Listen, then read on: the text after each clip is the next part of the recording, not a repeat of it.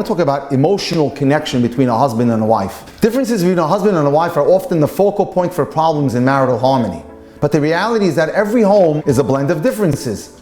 The letter bet or beis, when spelled out, reads bayit, which means home. The letter bet in Hebrew, as you know, is a horizontal line, another horizontal line, and connected by a vertical line. Parallel lines are lines that will never intersect. It's the third line, the connector, that causes the home to be complete. As one of the great rabbis of Shlomo Wolbe would tell us, peace is the connecting of opposites. And what can be more opposite than a man and a woman? How husband and wife can be so different and how much needs to be invested in understanding each other's nature and background can be put into focus by the following story. A couple, several months married, was doing well, with the wife always being home to greet her husband. One day the husband arrived home and his wife wasn't home.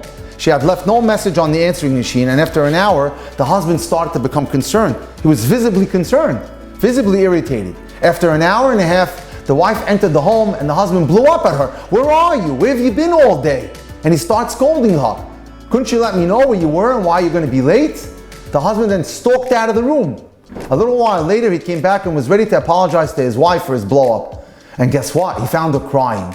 But not crying tears of desperation, tears of joy. She was crying tears of joy. She had grown up in a home where she felt that no one really cared or noticed if she was around. As a young girl, she even ran away one day, only to return home the next day to find that no one even missed her. Now that she saw how her husband actually cared about where she was and why she wasn't home, she knew that he truly loved her and that they would share a wonderful, happy life together, which is the ultimate goal of what a Jewish marriage and a Jewish home is all about. It's concern and compassion and connection. It's having common goals, common hashkafa. It's like ishto kigufo, a man and his wife are like one body, one connection. And so tonight we're going to talk a little about that emotional connection that we have to have with each other. So marriage requires effort and work.